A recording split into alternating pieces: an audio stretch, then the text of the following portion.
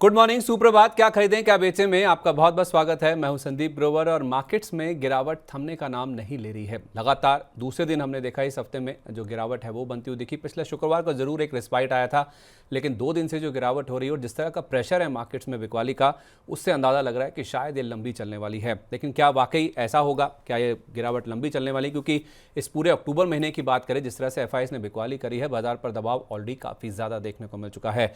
तो अब यहाँ से बाजार में आपको कैसे रणनीति बनानी है, इस पर बातचीत करने के लिए हमारे साथ मुंबई से मार्केट एक्सपर्ट अरुण केजरीवाल जी कार्यक्रम में शामिल हो चुके हैं। वेरी गुड मॉर्निंग सर, बहुत बहुत स्वागत है आपका मई 9 पर। ऐसा लग रहा है आप ट्रैवल कर रहे हैं कहीं?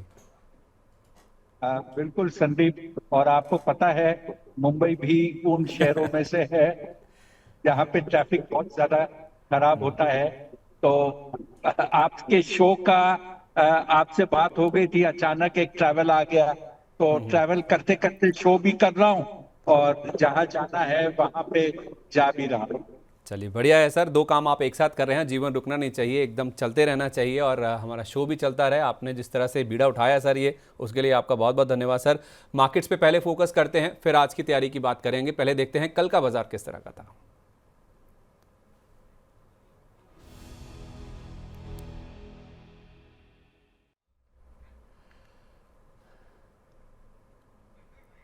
तो बाजार में हम देख रहे हैं कि लगातार हाई लेवल से जो प्रॉफिट बुकिंग है या सेल ऑन राइज का मार्केट है, वैसा ही रुझान देखने को मिल रहा है। कल भी हमने देखा मार्केट में जो शुरुआत है वो मजबूती के साथ हुई थी, उसके बाद थोड़ा सा और उछाल भी देखने को मिला, लेकिन हायर लेवल से फिर से बिकवाली, मुनाफा वसूली बाजार में हावी होती हुई नजर आई है। पूरा अक्टूबर का महीना अभी तक अगर आप देखें तो 14 सेशंस बीते हैं। उन 14 सत्रों में से 10 सेशन ऐसे हैं, 10 दिन ऐसे रहे हैं जब हम गिरावट के साथ, लाल निशान के साथ जाकर बंद हुए। केवल 4 दिन पॉजिटिव क्लोजिंग देखने को मिली है और उसी में हमने देखा है कि निवेशकों का जो 22 लाख करोड़ रुपए से ज़्यादा का जो नुकसान है वो इनफैक्ट देखने को मिल चुका है। कल भी आप देखिए निफ्टी 300 अंकों से ज़्यादा लुढ़क गया, सेंसेक्स में ऑलमोस्ट 950 अंकों के आसपास की गिरावट थी और 700 अंकों से ज़्यादा की गिरावट हमने निफ्टी बैंक में भी बनती हुई दिखी है। दिन के दौरान हमने 24,882 का हाई बनाया था निफ्टी की जहाँ तक बात है, और वहाँ से अगर आप देखेंगे तो 400 अंकों से ज़्यादा की गिरावट हमने वहाँ से बनती हुई दिखी है। सेंसेक्स जो रिकॉर्ड जो दिन के दौरान हाई बने थे, वहाँ से अगर आप देखेंगे तो ऑलमोस्ट 1300 अंकों की गिरावट लेकर सेंसेक्स में क्लोजिंग बनी, क्योंकि एक समय 81,500 का लेवल भी पार हो गया था और इसी तरह 52,250 का लेवल बैंक निफ्टी में दिन के दौरान पार होता हुआ दिखा था। लेकिन क्लोजिंग आप देखिए वहां से एग्जैक्टली 1000 पॉइंट नीचे, यानी कि 51,257 के स्तर पर जाकर देखने को मिली है। तो प्रेशर साफ तौर पर नजर आ रहा है, हर उछाल पर बाजार में बिकवाली का दबाव बढ़ता हुआ दिख रहा है। सर, निफ्टी में और कितनी गिरावट बाकी है? आपको क्या लग रहा है सर, जो गिरावट हो चुकी है उसके बावजूद भी अभी और कितना पेन बाकी है? संदीप, अगर आप देखें तो जो लेवल्स की बात आती है तो 52,700-800 का पहले स्तर था। सॉरी, माफ कीजिए, 24,700-800 का स्तर था, वो टूटा। उसके बाद में 24,450-500 का स्तर था, वो टूटा। अब ऐसा लगता है कि 24,000 के आसपास निफ्टी में स्ट्रॉन्ग सपोर्ट है और वो देखते देखते आ जाएगी।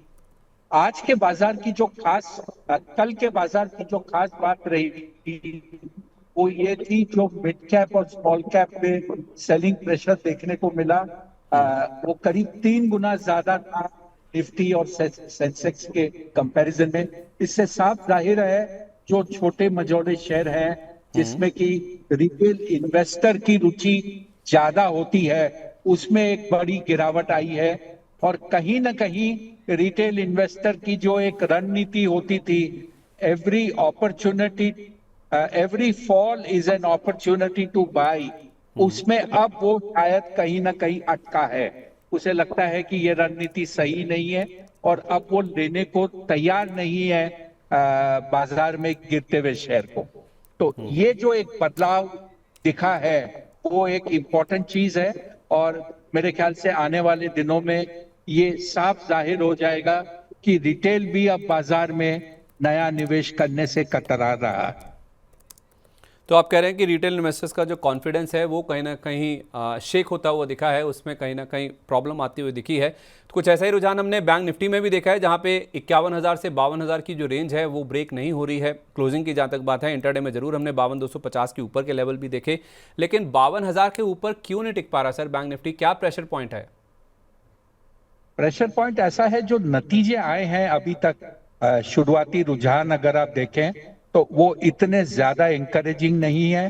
और 9 तिमाही में जिसमें एक गिरते हुए रिजल्ट्स आए थे, ये जो 10वीं तिमाही है लगातार, शायद इसमें भी ऐसा लगता है कि जब सभी रुझान या सभी रिजल्ट आ जाएंगे तो यही कहा जाएगा कि ये भी तिमाही में पॉजिटिव नहीं देखने को मिला और बाजार लगातार गिरता रहा। ठीक है सर, तो बैंक निफ्टी में भी जाहिर सी बात है जो नंबर्स आ रहे हैं, जिस तरह का प्रेशर हमने बैंकों के नतीजों पर देखा, खासतौर पे कुछ प्राइवेट बैंक्स पे, वो ज़रूर एक प्रेशर पॉइंट के तौर पे उभर के सामने आता हुआ दिख रहा है। और प्रेशर भी इस तरह का है कि आप देखिए कल की जो गिरावट थी उसमें एनएसई का कोई ऐसा सेक्टर नहीं था जो कि गिरावट से अछूता रहा हो। सभी सेक्टर्स में हमने लाल निशान के साथ ही क्लोजिंग बनती हुई दिखी। सबसे ज़्यादा जो प्रेशर था, सबसे ज़्यादा दबाव था, गिरावट थी, वो पीएसयू बैंकों में थी। इसके अलावा realty, PSU stocks, metal, auto index यानी कि जो रेट सेंसिटिव इंडेक्स है वहाँ पे ज़्यादा प्रेशर देखने को मिल रहा था। जो निफ्टी के लूजर्स अगर आप देखेंगे तो उसमें बीईएल, एक पीएसयू नाम है, सबसे ऊपर था। एम&एम, Coal India, Adani Enterprises, SBI banking leader है, ये भी गिरने वाले शेयरों में सबसे ऊपर था। और केवल 3 शेयर ऐसे थे जो कि हरे निशान के साथ बंद हुए, उसमें आईसीआईसीआई बैंक, नेस्ले और इन्फोसिस मामूली 1% से कम बढ़त के साथ यहाँ पे क्लोजिंग बनती हुई दिखी भी है। तो सर, ये जो रेट सेंसिटिव्स हैं, चाहे आप पीएसयू बैंकों की बात करें, चाहे रियल्टी की बात करें, चाहे ऑटो की बात करें, ये जो कमजोरी हो रही है, क्या ये इस चीज़ से ड्रिवन है कि रेट कट बहुत दूर है यहाँ से, जिस तरह से यूएस में भी बॉन्ड यील्ड्स बढ़ रही हैं? अब देखिए, अमेरिका में रेट कट हो या ना हो, भारतवर्ष में जो आरबीआई के गवर्नर है उन्होंने साफ जाहिर कर दिया है कि फिलहाल रेट कट होने की गुंजाइश नहीं है। तो जो उम्मीद जताई जा रही थी कि शायद आने वाले तिमाही में जो दिसंबर की मीटिंग हो उसमें कोई रेट कट की संभावना है, वो उन्होंने खारिज कर दी है। और ये साफ कहा जा सकता है कि अब अगर रेट कट आएगी तो वो फरवरी की मीटिंग में ही आ सकती है, उसके पहले नहीं आएगी। ठीक है, तो ये फिलहाल एक जो रेट कट का होप है या फिर जो डिमिनिश होती हुई दिख रही है, वो भी कहीं ना कहीं जितने भी रेट सेंसिटिव सेक्टर्स हैं उनको दिक्कत में लाती हुई फिलहाल नज़र आ रही है।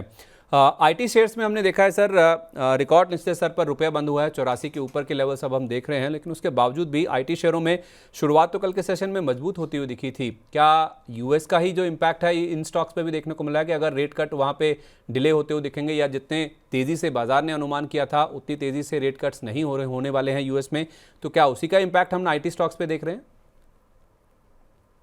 देखिए, रुपए थोड़ा सा कमजोर अवश्य हुआ है, लेकिन ये कमजोर हुआ है डॉलर के बनिस्बत।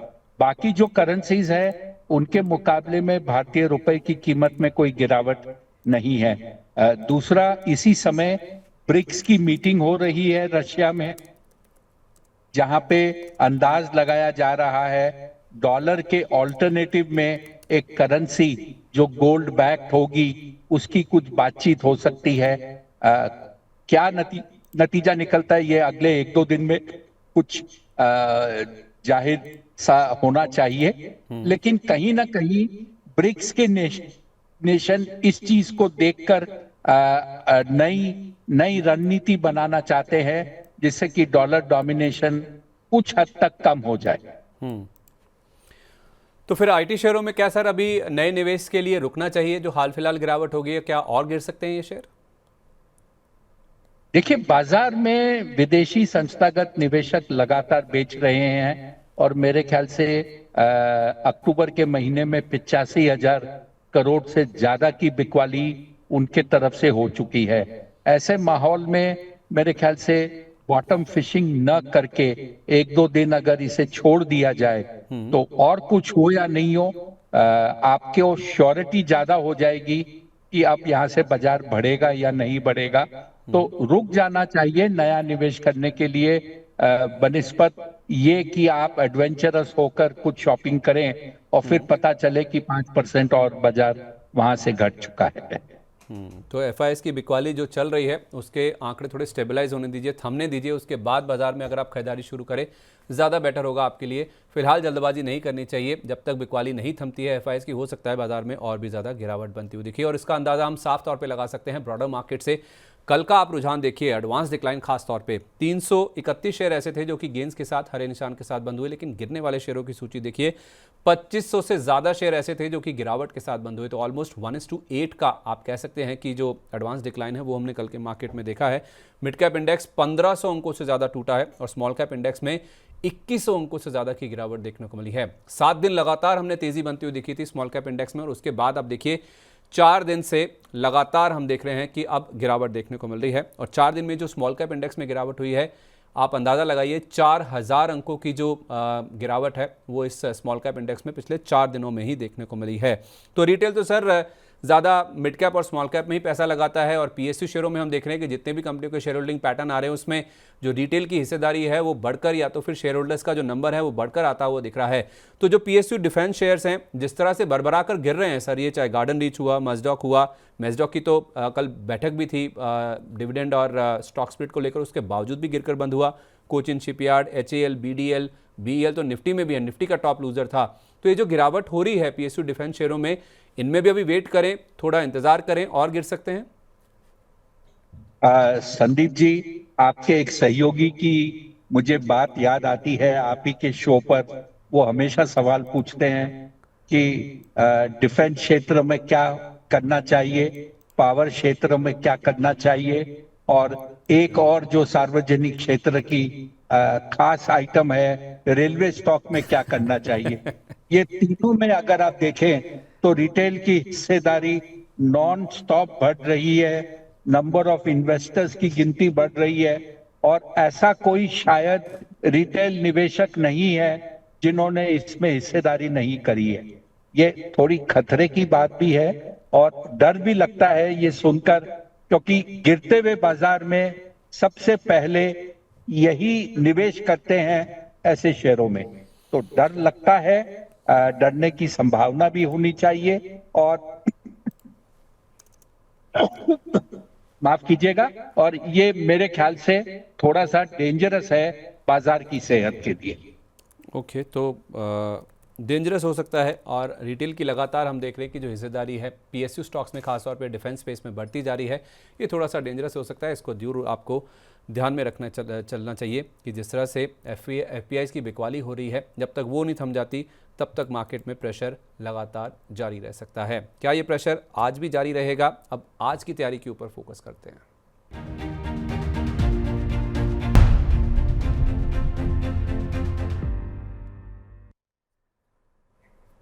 सर, आज बुधवार का दिन है, बैंक निफ्टी की वीकली एक्सपायरी भी होती है। क्या बाजार में गिरावट थम जाएगी, ऐसी उम्मीद करना सही होगा? और आपने मेरे जो 2 सवाल हैं सर प्री एम्प्ट कर लिए। मैंने आपको पीएसयू डिफेंस के बारे में पूछा था पिछले सेगमेंट में।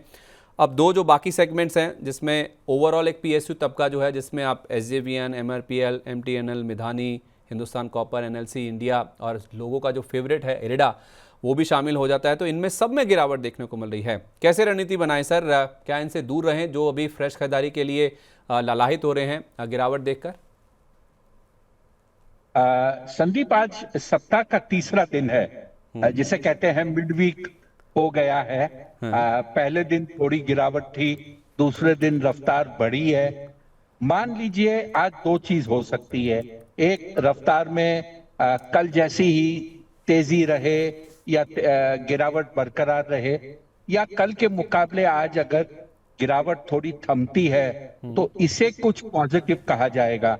अगर कल जैसी ही गिरावट होती है तो इसका मतलब जो सप्ताह खत्म होते होते हो सकता है कि रफ्तार चलती रहे, गिरावट और बढ़े, जहां तक मिड कैप स्मॉल कैप का सवाल है, और एक तरह से फ्राइडे को जाकर इसके अंदर में फाइनल ब्लो ऑफ जो आपको दिखना चाहिए वो दिखे। जल्दबाजी न करें निवेश करने के लिए। वर्स्ट के सिनारियो में आप थोड़ा सा महंगा खरीदेंगे, बॉटम में आपको शेयर न मिले, उससे थोड़ा ऊंचा लेना पड़े, लेकिन श्योरिटी के साथ आप निवेश कर सकते हैं। मेरे ख्याल में सबसे बढ़िया यही रहेगा। आज का और कल का दिन जो है बाजार से थोड़ा दूर रहिए, बाजार को संभलने दीजिए। स्थिरता की बहुत ज्यादा दरकार है बाजार को, क्योंकि इस टाइप की गिरावट स्मॉल कैप मिड कैप में कई महीनों तक नहीं देखी गई है। तो ये एक नया ट्रेंड उभर कर आ रहा है जिसका सामना नहीं करना चाहिए। और इनफैक्ट पिछले 4 साल से हमने देखा है सर कि बाजार में कोई मीनिंगफुल या बड़ी गिरावट नहीं हुई है। खासतौर पे जो कोविड के बाद नए निवेशक आए हैं उन्होंने तो ऐसा कोई गिरावट का दौर देखा ही नहीं है जहाँ पे डिसाइसिव 15-20 या 25-30% की गिरावट कोई मार्केट में आती हुई नजर आए हो। तो ये जो नया ट्रेंड शुरू हुआ है इसको थोड़ा सा स्थिर होने दीजिए, गिरावट थमने दीजिए, बाजार में स्थिरता आती है उसके बाद खरीद लीजिए। बॉटम को चेज ना करें, भले ही थोड़ा सा महंगा लेना पड़ जाए शेयर आपको, लेकिन स्थिरता आने दीजिए बाजार में, उसके बाद आप यहाँ पे एंटर करके चल सकते हैं। कुछ ऐसा ही रुझान सर रेलवे शेयरों में भी देखने को मिलेगा। और इसमें केवल मैं आपसे PSU नाम नहीं पूछ रहा हूँ, जो बाकी रेलवे काउंटर्स है उनमें भी प्रेशर काफ़ी ज़्यादा है। चाहे आप DWL देखिए, टैक्स रेल देखिए, एयरकॉन हुआ, RVNL, IRFC, ये PSU नाम तो है ही हैं। अब जो प्राइवेट सेक्टर के रेलवे स्टॉक्स हैं उनमें भी प्रेशर आने लगा है सर। बिल्कुल। मेरे ख्याल से मिड कैप और स्मॉल कैप दोनों में इतना बड़ा दबाव दिख रहा है कि बाजार को काफी समय लगेगा इनसे उभरने के लिए, क्योंकि पहले तो क्या होगा, अप्रोच ये रहेगा सेल ऑन रैली। थोड़ा सा भी बाजार रिकवर करेगा तो जो इम्पेशेंट निवेशक है वो बोलेगा बेचो, शायद अपने को दोबारा मौका नहीं मिले। उसके बाद में ऐसे 3-4 दौर पूरे होंगे, बाजार में एक स्थिरता आएगी। तो काफी समय लगेगा इस टाइप के गिरावट के बाद से रिकवर करने के लिए, और मेरे ख्याल से ये थोड़ा सा बाजार के सेहत के लिए नेगेटिव हो चुका है। ठीक है, तो नेगेटिव हो चुका है तो फिर इन शेयरों में भी आप दूरी बनाएं, थोड़ा सा वेट कर लें बाजार में स्थिरता लौटने का, ये आपके लिए ज़्यादा बेटर होगा।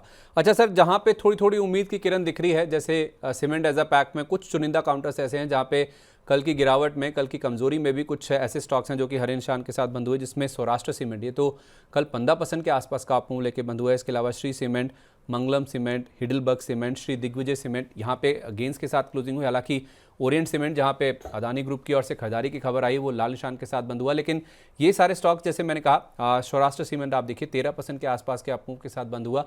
तो क्या सीमेंट में सिलेक्टिव खरीदारी की जा सकती है? थोड़ी की जा सकती है। इसके 3 मुख्य कारण हैं। एक, इसके अंदर में एक्विजिशन की खबर। दूसरा, अगर आप देखें तो भारत में जो मॉनसून है वो खत्म हो चुका है, और मॉनसून खत्म होते ही इंफ्रास्ट्रक्चर के जो प्रोजेक्ट है वो फुल स्टीम में शुरू हो जाते हैं, सीमेंट की खपत बढ़ जाती है। तो इन सब कंपनियों के जो बिक्री है उसमें आपको वृद्धि देखने को मिलेगी, डिमांड में वृद्धि देखने को मिलेगी, और थोड़ा सा इनको प्राइस अप्रिसिएशन भी मिलने लगता है क्योंकि डिमांड बढ़ती है। तो ये सब चीज को लेकर सीमेंट में थोड़ी पॉजिटिव रुझान रहेगा। और जैसे मैंने कहा, अडानी ने जो ओरिएंट सीमेंट में खरीदारी की है उसको लेकर सेंटिमेंट पूरे के पूरे सीमेंट पैक में पॉजिटिव हो जाता है। ठीक है, तो सिलेक्टिव सीमेंट शेयरों में खरीदारी ज़रूर की जा सकती है। 2-3 वजह है जैसे सर बता रहे हैं, जिस वजह से आप यहाँ पे थोड़ा थोड़ा खरीदारी ज़रूर करके चल सकते हैं। अच्छा सर, केमिकल स्टॉक्स को लेकर बहुत कम लोग हैं, बहुत कम एक्सपर्ट्स हैं जो कि अपनी राय शेयर कर पाते हैं, क्योंकि बहुत लोग इसको ट्रैक ही नहीं कर पाते हैं। तो केमिकल शेयरों में जो मुनाफा वसूली हो रही है, चाहे आप DCW की बात करें, हिमाद्री के जब से नंबर्स आए हैं उसके बाद से लगातार गिर रहा है। Philips carbon black, Lakshmi organic हुआ, सुदर्शन केमिकल हुआ, ये सारे स्टॉक्स में हम देख रहे हैं कि मुनाफा वसूली काफ़ी तेज़ होती हुई नज़र आ रही है। तो इनमें गेंस भी काफ़ी अच्छे बने थे। क्या ये मुनाफा वसूली लंबी चलेगी या फिर ये बाकी सेक्टर से अलग है, इनमें आप धीरे धीरे खरीदारी के मौके बन रहे हैं? देखिए, इंडिविजुअल स्टॉक में खरीदारी के मौके बन सकते हैं, लेकिन ओवरऑल ये स्पेशलिटी केमिकल का जो पैक है इसमें भी दबाव आया है। डिमांड में कहीं ना कहीं गिरावट देखने को मिली है। इतनी ज्यादा इसके अंदर में एक्टिविटी नहीं है जिससे कि ये जो रैली हुई है ये फर्दर सस्टेन कर पाए। तो मेरे ख्याल से कुछ सिलेक्टेड काउंटर में अवश्य बेटर है, लेकिन इन जनरल ये पैक में भी कमजोरी दिख रही है। ओके, इन जनरल कमजोरी है, केवल सिलेक्टिव स्टॉक्स हैं। कुछ 1-2 नाम अगर आप सर मेंशन कर पाएं। सर देखिए, रिजल्ट सीजन में वो बोलते हैं ना, सुबह उठकर रिजल्ट देखते हैं और दोपहर तक कंफ्यूज हो जाते हैं कि कौन सा अच्छा था बुरा था। नेक्स्ट टाइम जब आऊंगा तो आपको अवश्य ये पैक में कुछ और नाम दूंगा जहां पर खरीदारी की जा सकती। फेयर इनफ सर, कोई दिक्कत नहीं। थोड़ा सा आपके लिए ईजियर क्वेश्चन आपके सामने पुट फॉरवर्ड करता हूं सर। hyundai का जिस तरह का हमने IPO का कल हमने हाल देखा है, नेगेटिव लिस्टिंग होती हुई दिखी, डिस्काउंट पर लिस्ट हुआ और उसके बाद 7% गिर के ही स्टॉक बंद होता हुआ दिखा।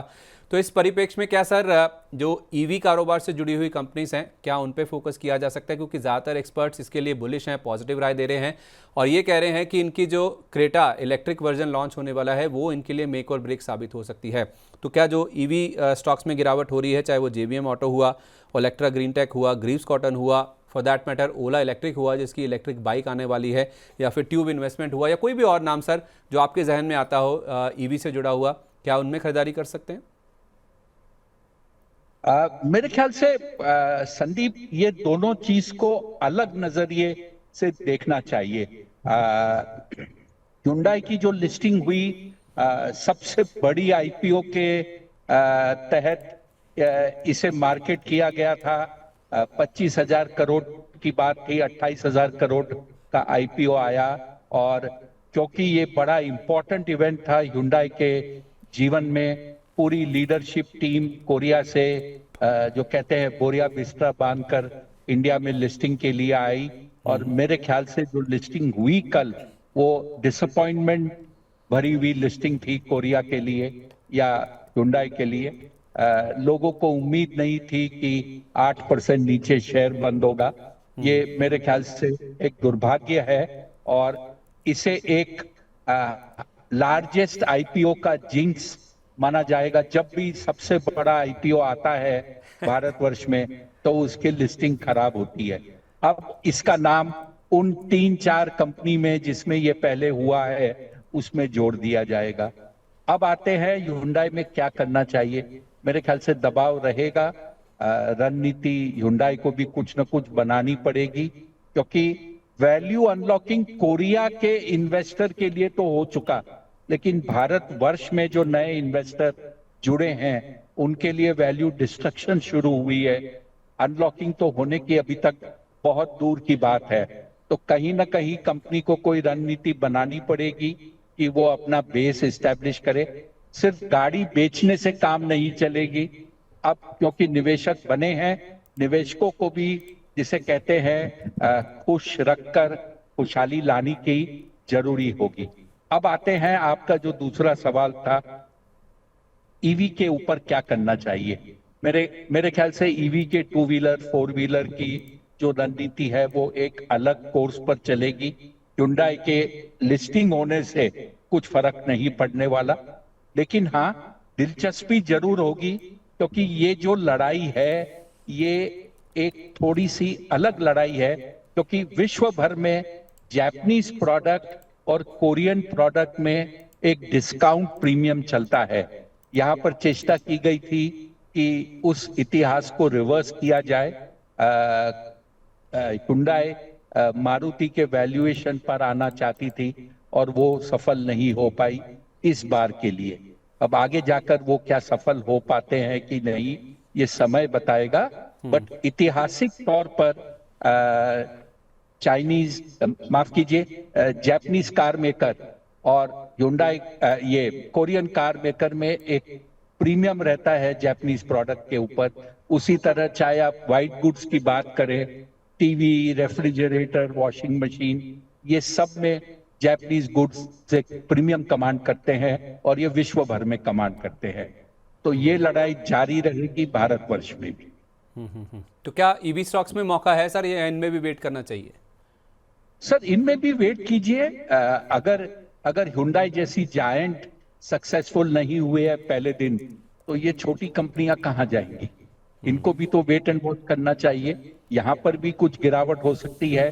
और जैसे कि मैंने आपको शो के शुरुआत में कहा, स्मॉल कैप मिड कैप में इस बार तनाव है, गिरावट है, तो ये भी सब उसी कैटेगरी में आते हैं, स्मॉल कैप मिड कैप में। तो आपको गिरावट यहाँ पे अवश्य दिखेगी। फेयर इनफ सर, बाकी सब गिर रहे हैं तो फिर ईवी स्टॉक्स क्यों नहीं गिरेंगे। इनमें भी अगर आप खरीदारी करने की सोच रहे हैं तो थोड़ा वेट कर लीजिए, इंतज़ार कर लीजिए, नीचे मिलेंगे आपके लिए ज़्यादा बेहतर होगा। अच्छा सर, नतीजों पे आते हैं। कुछ बड़े बड़े नाम हैं जो कि नतीजे दे रहे हैं, जो कि डिसअपॉइंट करते हुए नजर आ रहे हैं। उसमें अदानी ग्रीन है, इनके रेवेन्यूज तो बढ़कर आता हुआ दिखा, लेकिन मुनाफे में हमने देखा क्वार्टर ऑन क्वार्टर डिप आता हुआ दिखा। हालांकि जोमेटो के नंबर्स हमने देखा अच्छे थे, इनका जो अबिडा लॉस है ये पॉजिटिव होते हुए देखे ईयर ऑन ईयर बेसिस पे, और मुनाफे में भी कई गुना की ग्रोथ देखने को मिली है। हालांकि अंबर एंटरप्राइजेस ने निराश किया है। M&M फाइनेंशियल के भी मुनाफे में हमने डिप बनता हुआ दिखा है। परसिस्टेंट में हमने गिरावट बनती हुई दिखी नतीजों के बाद। सर, जितने भी नतीजे आ रहे हैं इसमें बजाज फाइनेंस को भी शामिल कर सकते हैं। नतीजों के बाद आपकी क्या रणनीति होगी? कोई स्टॉक जो आपके रडार पे हैं सर? जो निराशा 9 तिमाही में देखा गया था, कुछ हद तक ये कहा जा सकता है कि वो निराशा जारी है। ये जो 10वां तिमाही आया है, कहीं पर भी एक turn around across the board नहीं दिख रहा, और ऐसा लगता है कि इस बार जब दिवाली आकर खत्म हो जाएगी और नतीजों का सीजन भी खत्म हो जाएगा, तो शायद 10वां तिमाही भी रिकॉर्ड बुक्स में ये लिखा जाएगा कि इसने ओवरऑल निराशाजनक ही प्रदर्शन रहा।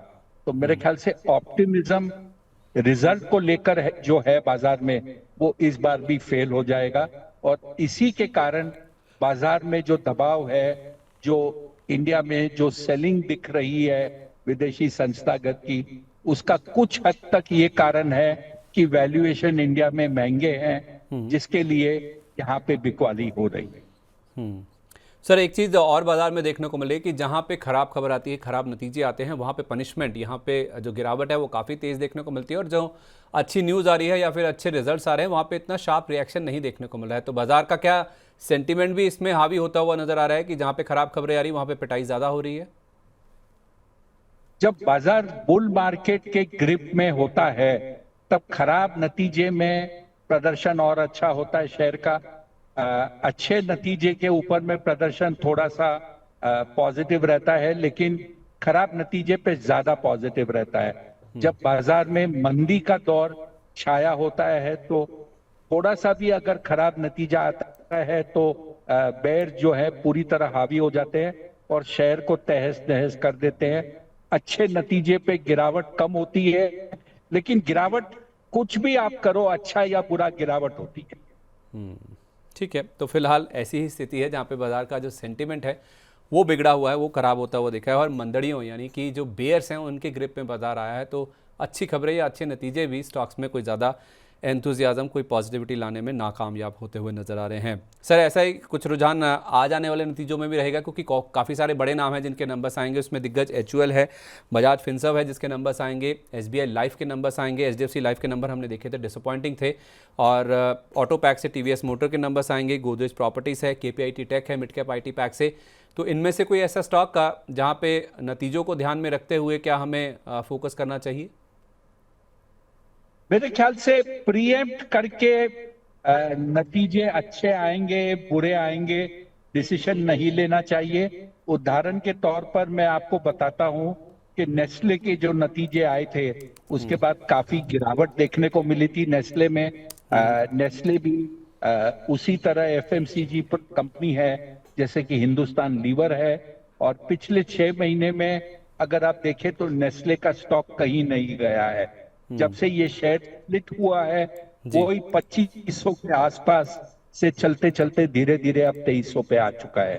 तो मेरे ख्याल से उम्मीद नतीजों से नहीं करनी चाहिए। अगर नतीजा अच्छा आता है और शेयर में थोड़ा रुझान पॉजिटिव दिखता है, तो उसे देखा जा सकता है कि इसमें निवेश करना चाहिए कि नहीं। चलिए, ठीक है, नतीजे आने का इंतज़ार कर लीजिए। नतीजों से पहले प्रीएम्प्ट मत कीजिए कि नंबर खराब या अच्छे आएंगे। नतीजे आने के बाद आप उसमें कोई भी व्यू बना के चल सकते हैं। तो सर, फिर आपकी नज़र कहाँ पे है? आप किन सेक्टर्स पे, किन स्टॉक्स पे फोकस कर रहे हैं जहाँ पे अभी बाजार में मौके हैं, जहाँ पे गिरावट बहुत ज़्यादा हो चुकी है?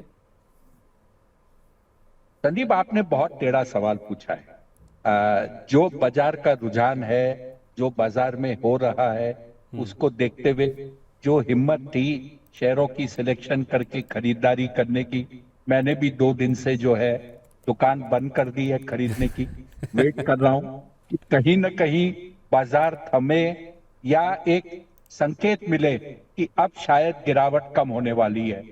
ऐसे ऐसे एक तरफे बाजार में खरीदने की हिम्मत जो कहते हैं वो टूटने लगी है और डर लगता है कि आज अगर आप कुछ चुन के निकालो और कल वो 10% नीचे हो जाए तो निराशा काफी होती है।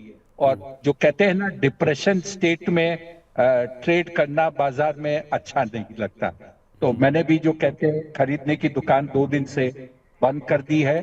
शायद शुक्रवार तक वेट करूंगा, फिर सोमवार को नए डिसीजन लेकर ट्रेड करूंगा। अच्छा सर, मैं थोड़ा अगर इसको थोड़ा ट्विस्ट करके पूछूं आपको कि आप शेयरों के नाम बता दीजिए। हम नहीं कह रहे कि अभी खरीद लेने चाहिए, आप केवल अच्छे नाम बता दीजिए। हम ये कह रहे हैं कि हम नीचे 10% नीचे खरीद लेंगे, आप केवल अच्छे नाम बता दीजिए। सर कुछ शेयर आपके चैनल पे पहले बता चुका हूं। पीसी ज्वेलर एक शेयर ऐसा है जिसका प्रदर्शन, नतीजे जो आए थे अभी शनिवार को, रिजल्ट ठीक ठाक थे। शेयर आज 5% नीचे बंद हुआ है। जी। ये एक शेयर आपको रडार पे रखना चाहिए। आपने रेलवे की बात करी, प्राइवेट कंपनीज, उसमें एक जुपिटर वैगन है, ये शेयर में ध्यान रख सकते हैं। ये शेयर पे भी आज अच्छी खासी गिरावट हुई है। फंडामेंटली कंपनी अच्छी है, रिजल्ट आए नहीं है। रिजल्ट आने के बाद में थोड़ा सा आपको इसमें पॉजिटिव रुझान मिल सकता है, क्योंकि ऐसा लगता है कि रिजल्ट आते आते बाजार भी कहीं ना कहीं गिरते हुए थम जाएगा। तो ये 2-3 नाम ऐसे हैं जहां पे आप शेयर को ध्यान में रख सकते हैं। सर एक केवल जोमेटो पे आपकी आखिरी राय लेना चाहता हूं, क्योंकि नंबर्स इसके बहुत स्ट्रांग आए हैं। ईयर ऑन ईयर ये टर्न अराउंड हुआ है अबिडा लेवल पे और मुनाफे में कई गुना की ग्रोथ देखने को मिली है जो कल शाम को नंबर्स आए हैं। क्या इसमें भी डिप्स पे खरीदारी की जा सकती है? सर डिप्स पे खरीदारी की जा सकती है और मेरे ख्याल से बहुत जल्द इसका जो एक कंपेटिटर है स्विगी, वो भी अपना आईपीओ लेके आने वाला है। तो मेरे ख्याल से जब एक कंपेटिटर होता है तो दो कंपनी के बीच में कंपैरिजन करके निवेश करना थोड़ा ज्यादा इजी हो जाता है। तो स्विगी के आईपीओ और जोमैटो के नतीजे, ये दोनों देखने लायक चीज होगी कि वो किस वैल्यूएशन पे आता है कंपेयर टू जोमैटो और उसके टर्न अराउंड नतीजों के सामने।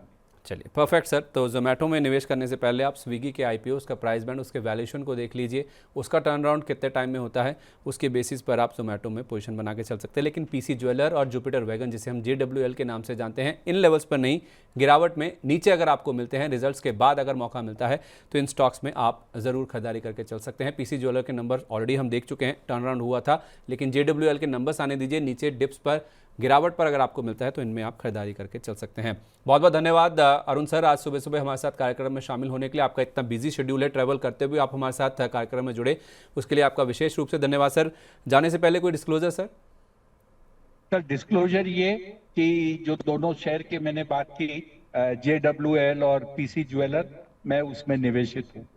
चलिए बहुत बहुत धन्यवाद sir, thank you so much. उम्मीद करते हैं आज का दिन आपके लिए बहुत शुभ होगा सर।